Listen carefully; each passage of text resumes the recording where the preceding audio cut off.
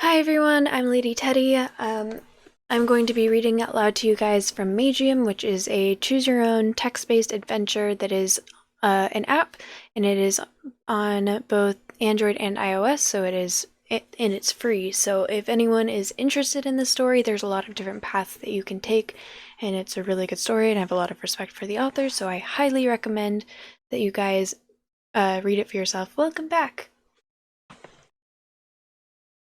Um, I'm assuming that you mean Celsius, and I don't know Celsius very well, Mr. Savage. Um, Currently we are in book 2, in the middle of chapter 4, and I know that it is in the middle, so if anyone has any questions, you're more than welcome to ask. And if anyone would like to catch up fully and they don't want to play it for themselves, all of my previous readings are in a Magium playlist on my YouTube. But I do highly recommend you download it for yourselves. Currently we are doing a smart good berry playthrough, so if it is a smart or good choice, I will generally make the choice for us, but if it's just sort of a general direction path, I will generally give the option to the viewers. I know a lot of people just like falling asleep to this, so it's totally fine if no one wants to participate. So I will generally give you guys about a minute to decide, and if no one says anything, I will make the choice. Yes. So, Barry is a normal human, and his life goal is to become a mage, so he has joined a tournament, a mage tournament facing all of the most powerful mages in the world in this country that most people are not allowed to go to, called Varathia, because the prize for the tournament is access to the Magium, and they don't really know what the Magium is, but it is rumored to be the source of all magic, and he thinks that if he has access to it, he can achieve his life dream of becoming a mage. Since getting there, he has joined up with a party of a woman artificial mage for reasons that they don't know women are not able to be mages, but this one was experimented on, so she does have mage powers. A giant who is disguised as a dwarf, so he has giant strength. A guy named Darren, who is a healer in armor, who has traveled the world saving people, and he's also a very powerful mage. A Lasathi girl who is a mute named Layla. Lasathi is a ancient race of people who look like human, but they have almost no magical aura, and they are very good. They're generally very good at creating magical artifacts. They are in the middle of this. They were caught for killing a noble, which they didn't actually kill the noble, someone else did, but they're taking the blame. And their punishment is to participate in this life or death fight, where they're going to be facing magical creatures and other gladiators.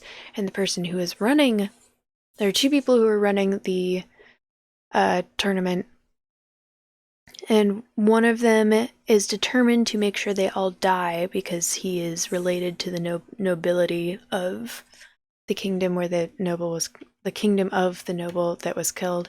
And the other one, the actual arena owner, is just really excited for an exciting battle, and he thinks that the main character Barry will make a very exciting battle because he has discovered that he is a Lasathi, which is why he's able to make a stat device that he has that increases his stats work.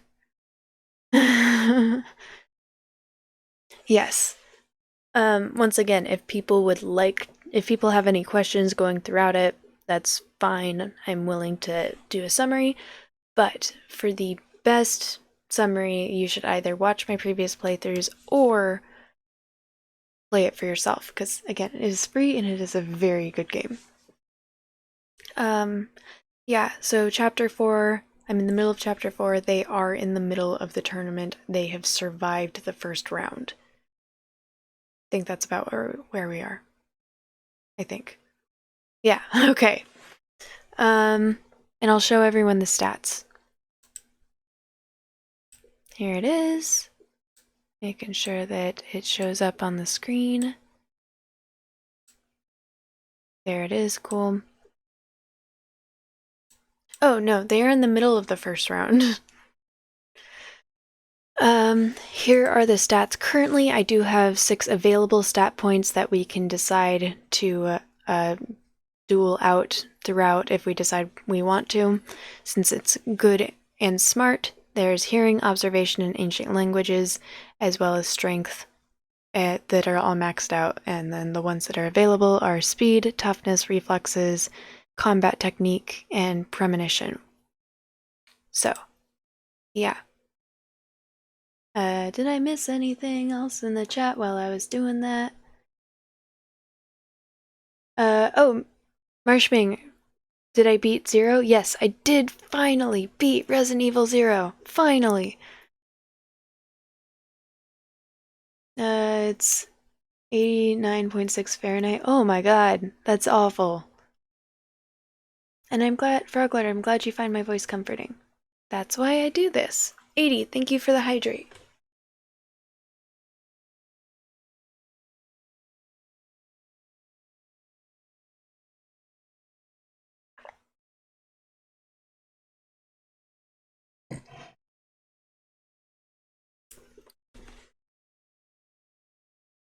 And he is separated from the majority of his other party members, so the majority of his group he doesn't know.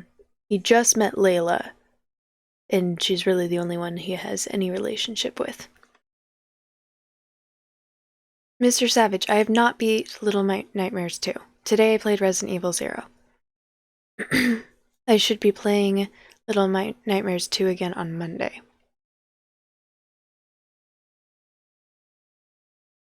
Well, you followed us out here, so I guess that makes 3 of us, I tell him. What are you two planning to do? Bruce asks me. We were just about to go kill the... I stopped talking because I suddenly noticed that the cobras are getting closer to us, and that the 2 tramplers are moving around trying to find the best spot from where they can charge at us without having to worry about any obstacles in their way. Actually, never mind, I say. Hold on. Let me think about this a bit. Try to bait the cobras into spitting acid on the marauders. Ask Layla if she can deal with the tramplers while we deal with the cobras. Focus on killing the manticore first.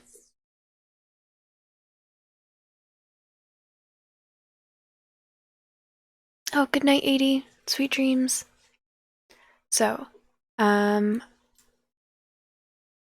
inclined to do this one, but again, I'm not sure about the stats. It is called Magium. It is a choose-your-own-adventure text-based app. Okay. I'll give y'all about a minute. Yeah.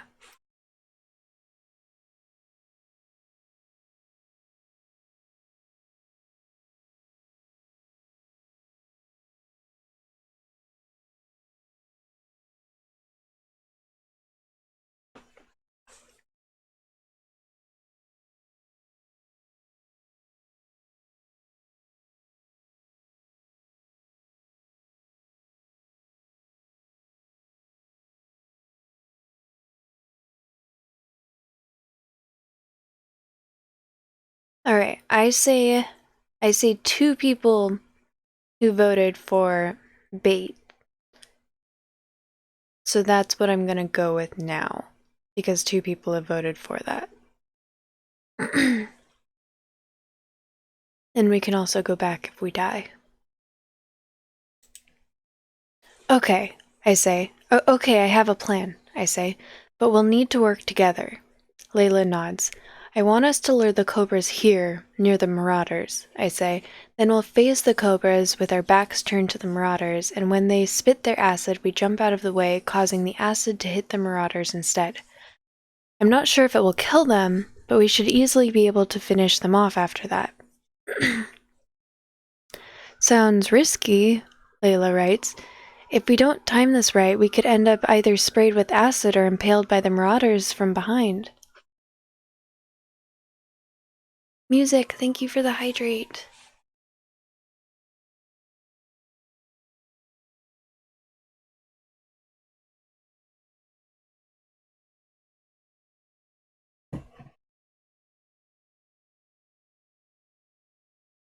But if we time it right, we'll get rid of 3 monsters in one move, I say. Wait, what, 3 monsters? Layla writes. There are only 2 marauders left.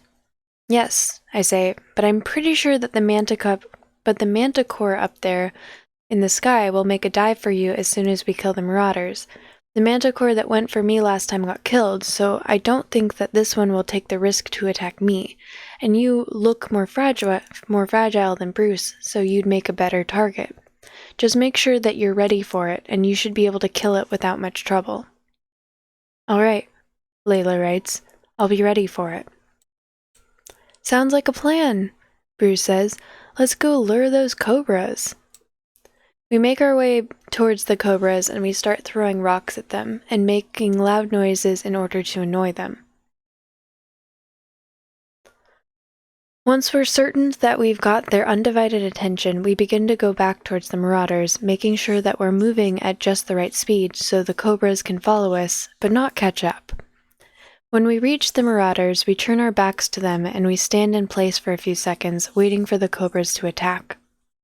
Those few seconds feel almost like an eternity, but when the cobras finally spit their acid at us, we all jump out of the way at the same time, and the spray of acid hits the marauders head on. As the beasts squirm in pain, we finish them off quickly by running our blades through their heads, and then, as I anticipated, the last remaining manticore makes a bold dive towards Layla, thinking that she's distracted. Layla feigns ignorance until the very last moment, and then she makes a powerful slash at the creature's chest, exactly when it reaches her. The manticore drops to the ground while Layla finishes it off with one swift strike of her dagger. While the cobras are busy gathering more acid in their glands, the 3 of us distance ourselves from the snakes in order to decide our next course of action. Only one of the cobras and the tramplers are now left. The cobras seem to be getting ready for another round, while the tramplers appear to have found a good spot from where they can charge at us, and they're preparing to make a run for it.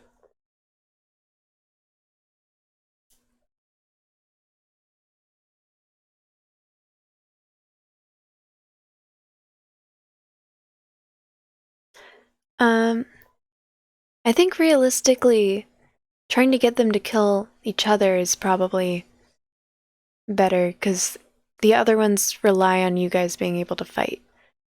Why not Zoidberg? Welcome in. Thank you for being here.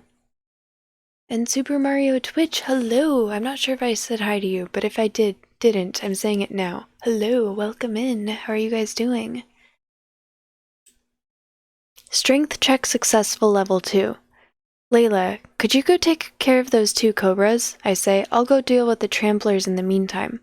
My strength level should be more than enough to be able to break through their tough hides. I'm on it, Layla writes. You remember their weaknesses, right? I ask her. I remember, Layla writes. All right, I say. Bruce, I suggest you go with her. I'm sorry to say this, but I don't think you're strong enough to be able to cut through those tramplers' armor. Oh, Bruce says. Right. I'm going. As the 2 of them leave, I start heading towards the tramplers.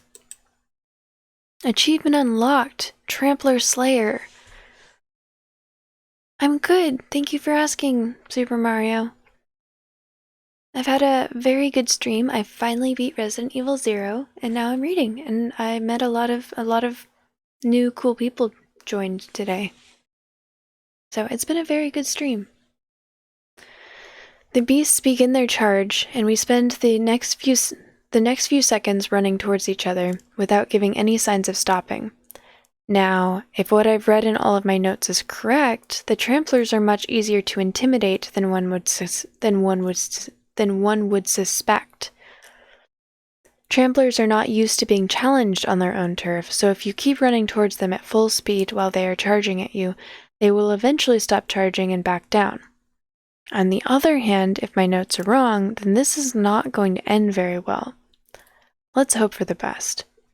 We keep running at each other for a few more seconds, and when I get about a dozen feet away from them, the 2 tramplers finally stop, and they begin their swift they begin to swing their spiked mace tail towards me in an attempt to intimidate me. This is exactly what I was waiting for. A trampler's strength lies in its charges.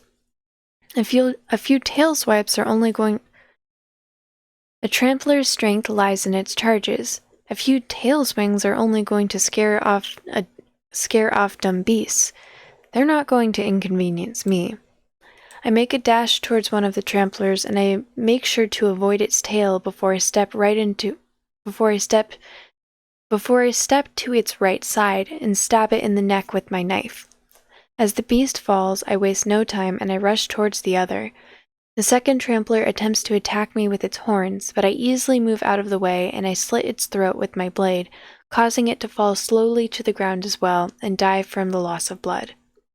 Hey, that wasn't so hard. Let's see what Layla and Bruce are doing. Apparently, they didn't have much trouble on their end either. The cobras are both dead and they are already heading in my direction. This is it. It's over. The round is finally over. The crowds are going wild. They obviously weren't expecting us to make it. If I were Hadrick, I'd probably be making some sort of speech right now, but to be perfectly honest, all I want at this point is to go back to my division area and get a little bit of rest before the next round begins.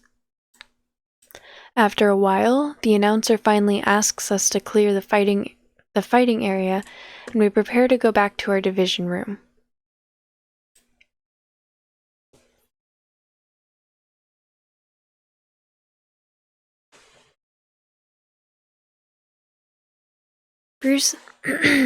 Bruce goes to wake up Wilhelm, and when he reaches him, he begins slapping his face while shouting loudly. "Wilhelm," Bruce says. "Wilhelm, you no-good assassin, get up! The first round is over. We need to clear the area."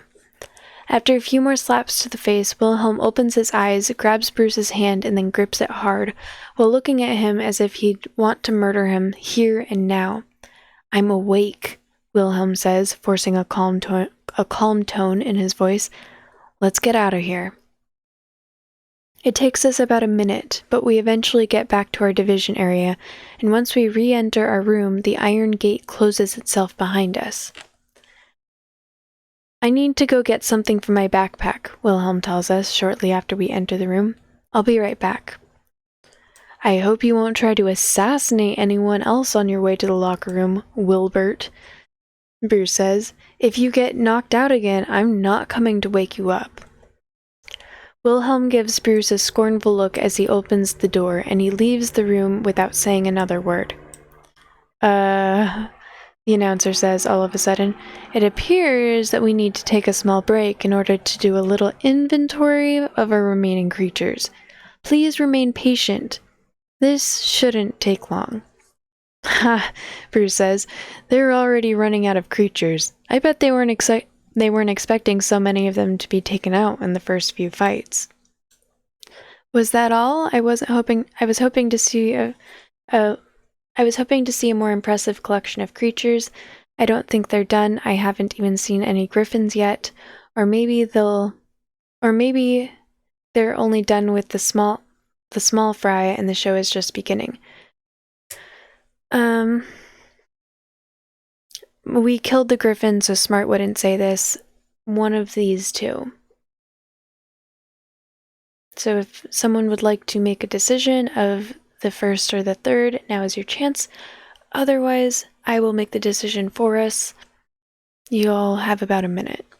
Feel free to just relax and listen.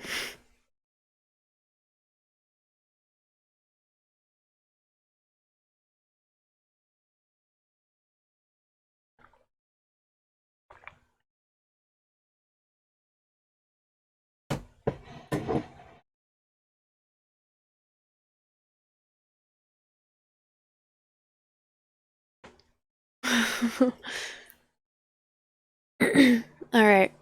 Unanimous 3. Or maybe they're only done with the small fries and the show is just beginning. So what are you expecting to bring out next then? Bruce says. Hydras? Mammoths? Don't kid yourself. The announcer already told us that the monsters we fought this round are their strongest creatures. They're probably just going to end up using the creatures from their regular events for the other divisions. Achievement unlocked. Assassin's Motive. Hearing check successful level 2. As we wait for the announcer to resume the event, I start hearing some voices coming from further down the hallway outside. The two people talking appear to be Wilhelm and the ambassador of Allendor. I paid you to get the job done, not to hear your excuses, the ambassador shouts. You didn't pay me anything, Wilhelm says. You just promised me that you'd get me out of this place and that you'd make sure that I didn't get executed for killing a teammate, as long as I kept my end of the bargain. Well, I'm here to tell you that the deal's off. I'm not doing it anymore. It's too risky. I already tried to assassinate him once, and I failed. He'll be expecting it now. There's no point in trying to assassinate a target that's already onto you. If you can't backstab him anymore, then just attack him directly, you moron, the ambassador says. I don't care how you get the job done. I just want him dead. I'm not doing the job anymore, Wilhelm says. Stop bothering me. I've already said what I had to say. Soon after their conversation ends, the announcer picks his voice magnifier back up, and he gets ready to make another announcement. Sorry for the delay, everyone, the announcer says. After checking to see which creatures we have left, it is my sad duty to inform you that our special stocks of creatures have been depleted, and that we will have to go back to our regular stock from this fight onwards. I hope that this will not affect your enjoyment of the show too much. Now, with all that said and done, I would like to introduce you to the 5th Division. Wilhelm was hired to assassinate the main character, Barry. He tried to assassinate Barry, and Layla knocked him out, and he was passed out for the entire fight. Killing a teammate of your division is against the rules, and technically the punishment would have been execution, but he failed. The ambassador of Allendor said he would get him off free, and it didn't work out.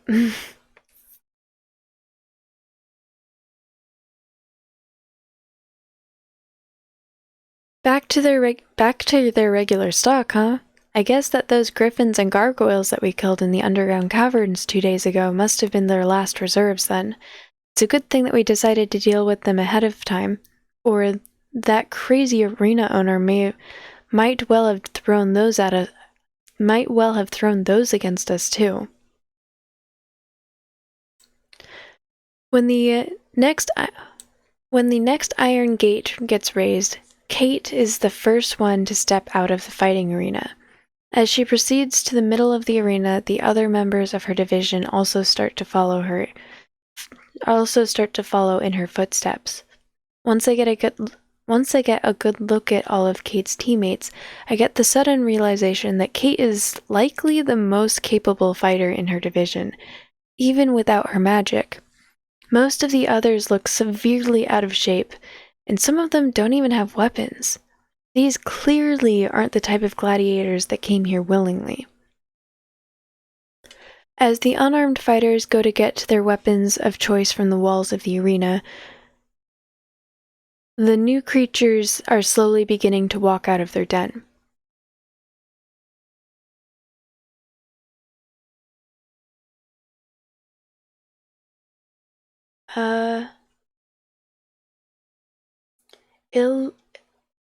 Illiv Gemini Woman, hello, welcome in. I don't know if I pronounced that correctly, but hello, how are you doing today? Thank you for the first time chat. The first ones that come out are a pair of cave lions, which are basically larger versions of regular lions, but without the mane. Next, we see a few black wolves join the stage, which look similar to the ones we fought in the Ogre Shaman's illusion, except that they're only about twice the size of regular wolves.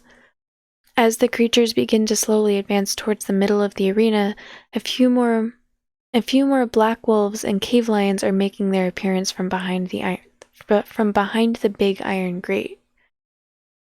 So this is what they call their regular stock. It's definitely a step down from the creatures we've been shown so far, but something tells me that the organizers wouldn't have been permitted to release so many of them at the same time if this were one of their regular shows. If Kate had a decent team backing her up, then I wouldn't be worried, but as it stands, she may well be forced to fight all of these creatures alone.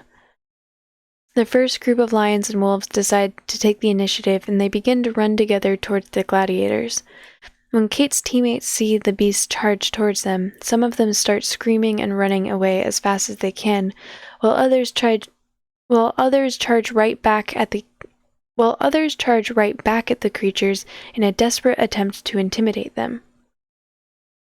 Chilling sounds good.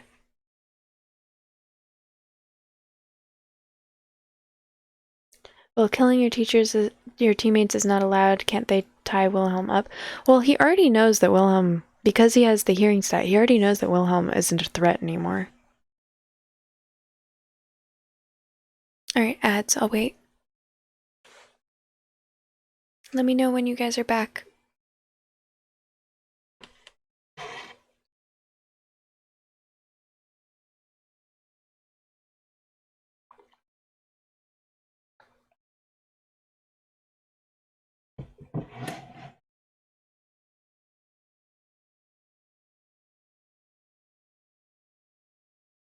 Well, you might have an ad blocker.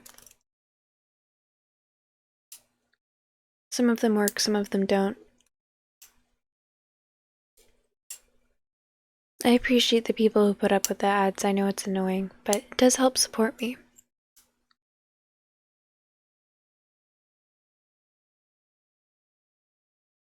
Interesting, I don't know why. Twitch has been kind of glitchy the past couple weeks or months, so... Okay. Did you miss any of the story, Froglord?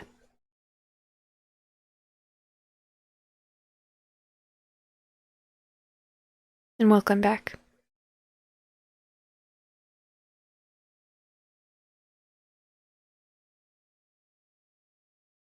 Okay.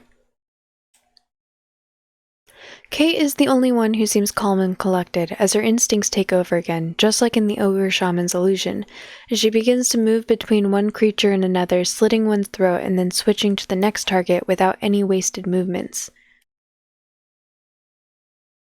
As the other beasts see the first group getting decimated, they decide that they should ignore the other gladiators for now and focus all of their efforts on neutralizing Kate. They rush to the aid of their companions, and they quickly move to surround her while she is busy fighting one of the wolves. Seeing that her escape route has been blocked, Kate tries to make her way out by going to attack one of the creatures in front of her.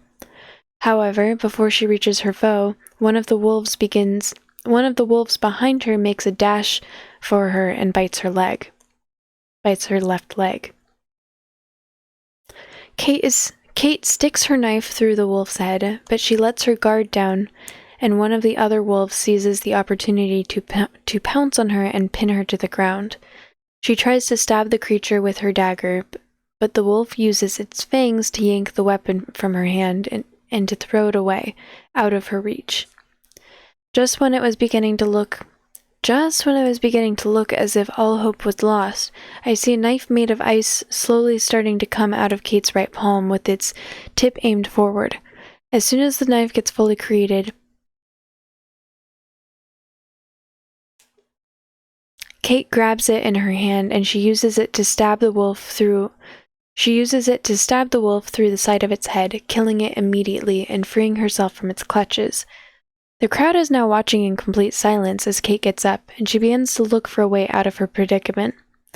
"Nobody panic," the announcer says, all of a sudden as he sees the scared reactions from the public. "I assure you that we'll get to the bottom of this as soon as the fight ends." Some of the people seem to be fidgeting nervously while the others are whispering amongst themselves with fear in their eyes. Although it's difficult to hear exactly what they're talking about, there seems to be one word in particular that all of those conversations have in common. It is the word banshee. In this world, women can't be mages, but she is an artificial mage. Women who have magical power generally are being inhabited by monsters called banshees. Kate manages to make her way out of the wolf encirclement, and she tries to retreat in hopes that some of her teammates will finally grow backbone and help her flank the enemy that is now focusing on her exclusively. Surprisingly, a few of the other gladiators get the hint, and they approach the creatures from behind while they are distracted, managing to actually kill 4 of them before the wolves and the lions are forced to change their tactics. Now that Kate's teammates have finally joined the battle, and that the wolves and lions have scattered, it doesn't take the gladiators long until they hunt down their remaining enemies and finish them all off.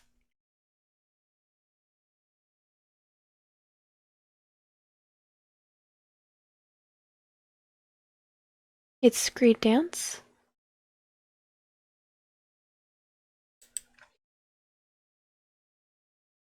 The announcer says, looking a bit stressed out. Now that the fight is over, I believe it is time to address all of your concerns about what happened earlier. Rest assured that the gross violation of our rules that has occurred during the battle has not gone unnoticed. We do not yet know why our magical detectors didn't detect any spells being cast, but after we'll conduct a thorough investigation and solve this mystery, I am almost certain that the Banshee will be found guilty and sentenced to... There will be no need for an investigation. We hear the voice of the arena's owner as he makes his way on top of the elevated platform that the announcer is standing on. First of all, there's a small correction that I would like to make to our announcer's previous speech. The woman you see before you now is in fact not a banshee, but an actual mage, regardless of how hard some of you may be finding it to believe. I apologize for not making this clear from the very beginning, but I did not want to create any unnecessary tension if there is a chance that it could have been avoided. The people in the crowd are not looking very convinced, and they're all muttering between themselves, but none of them seem very keen on accusing the owner of lying. Secondly, the owner says, our rules clearly state that in order for a magic spell to be considered illegal, it needs to set off our magical detectors. Obviously, this is more of a loophole than anything else, but I'm not planning to let this go completely unpunished. However, I believe that ordering her execution in this case would be a bit too much, given the nature of her transgression. I will therefore agree to only turn her into an undesirable, as long as she agrees to tell us how she managed to bypass our magical detection systems. Very well, Kate says. The reason why your detectors were not set off was because I began to create my dagger of ice. When I began to create my dagger of ice, I made sure to do it without letting any magical energy leave the confines of my aura. Given that your devices do not react to regular magical auras of mages while they are not casting spells, I figured that the magical particles needed to actually leave a person's aura in order for them to be detected. So I decided to take the gamble and to handle the creation of my dagger as close to my body as possible in order to try and cheat the system.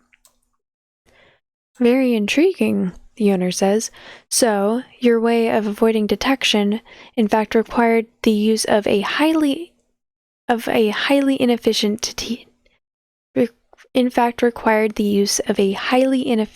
technique and of a ridiculously low amount of magical energy in order to succeed. That means I don't have to worry about anyone abusing this loophole in a serious way anytime soon. All right then.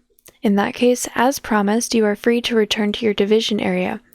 However, it should go without saying that the next time you try to abuse our system like this, the consequences will be much more severe. I understand, Kate says. Then prepare to clear the fighting arena, the owner says. The next fight will begin shortly.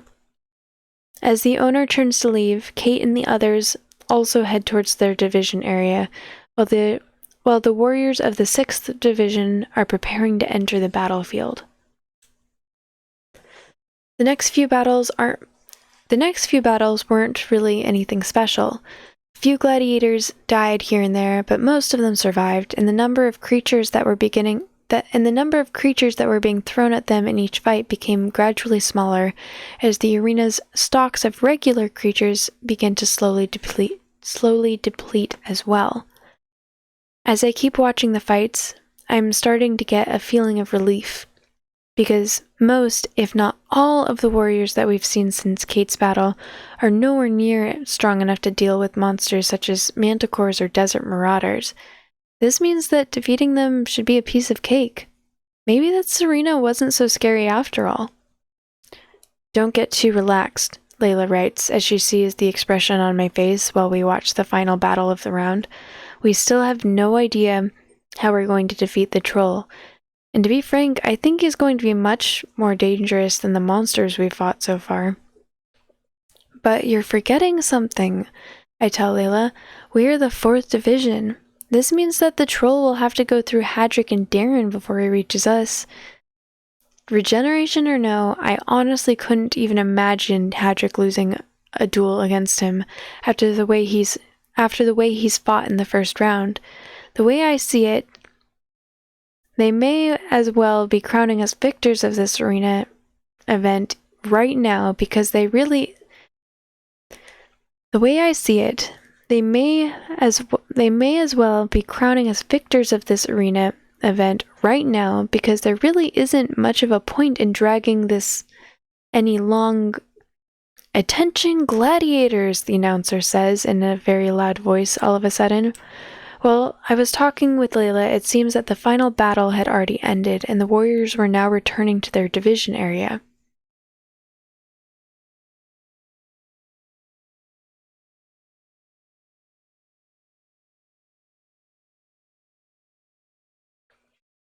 So why is it bad that it didn't set them off? So the rules of the tournament are there is no magic that is allowed to be cast. It's all gladiator battling. So the rules technically state that it's against the rules if it sets the alarm off. However, she did cast magic, so this is just a technicality. So what they're doing is they're making her an undesirable, which means that she's going to have to fight in a bonus round at the end where the other surviving gladiators can try and defeat her and all the other undesirables in order to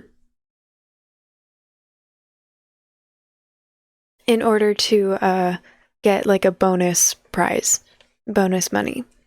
So the owner wants it to be the event of a lifetime, so he's not going to kill off one of the best fighters because that would ruin the chance of seeing her fight more.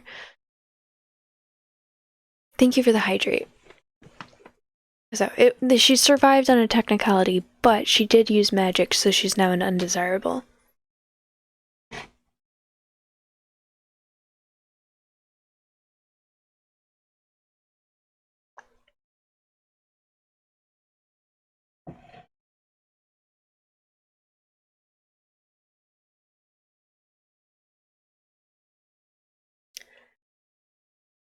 The way I see it, they may as well be crowning us victors of this arena event right now, because there really isn't much of a point in dragging this on any longer. Attention all gladiators, the announcer says in a very loud voice all of a sudden. While I was talking to Layla, it seems that the final battle has already ended and the warriors were now returning to their division areas. There has been a slight change in our fight schedules for the second round, the announcer continues. Unlike the first round, where the divisions have been fighting in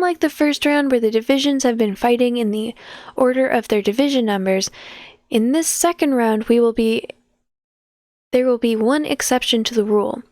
By special request of our esteemed arena owner, Mr. Vinard, the first division to fight Velgos in the second round will be none other than Division Number 4.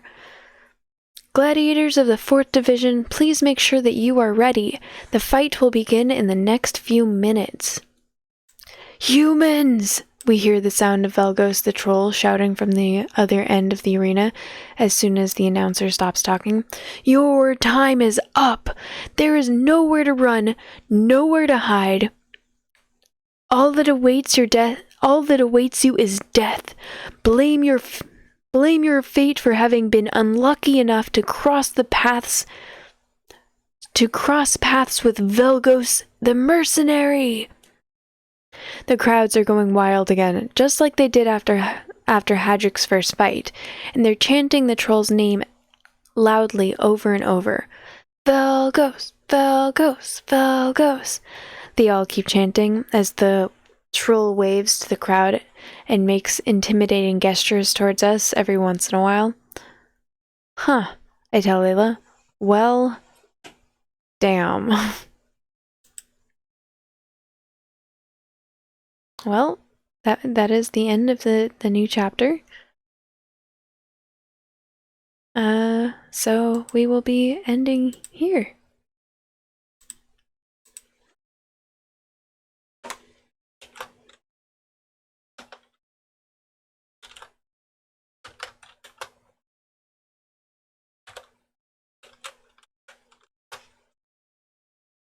Make that sure that worked. Cool, cool, cool.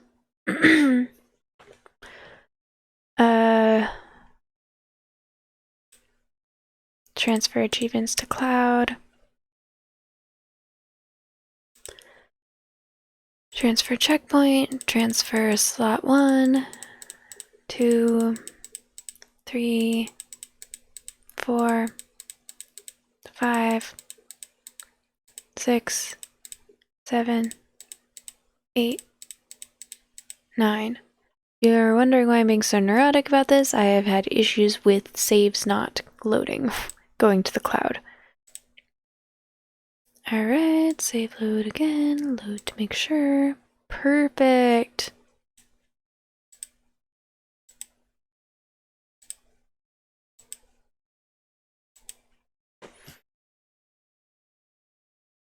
You almost fell asleep. Well, hope you're able to fall asleep now. Twitch is writing me thanks for seeing the ad. The only thing you see is none. Well, again, thank you everyone for listening and participating or being here. If you guys enjoyed this and you like the story, I highly recommend, once again, that you download the app for yourself. It is free for both Android and iOS. There's a lot of different paths that you can take. It's a very good story. At some point, I'm planning on doing like character descriptions in my bio so that y'all know a little bit more of what's going on. Yes, to clarify, they were there when someone else killed a noble and they got a fight with the noble before he was killed. And I think there were 4 of them there. So everyone that was involved is being forced to participate in this arena. The Earl of Allendor is personally trying to make sure that all of the people of their party who are participating in the event die, which is why it's such an intense arena and everything. And because they have better chances of dying, they've all been separated. Good question. Okay. Yeah, but they're still alive, so. Oops. Alright, so once again, if people don't want to read it for themselves and they would like to know a little bit more of what's going on, all of my previous read-throughs are in a Magium playlist on YouTube, so you are more than welcome to listen to that as well to get a little bit more caught up. So now I'm going to end the recording, but I'm not quite going to end the stream yet. So once again, everyone, thank you for listening. I hope you guys have a really good rest of your day.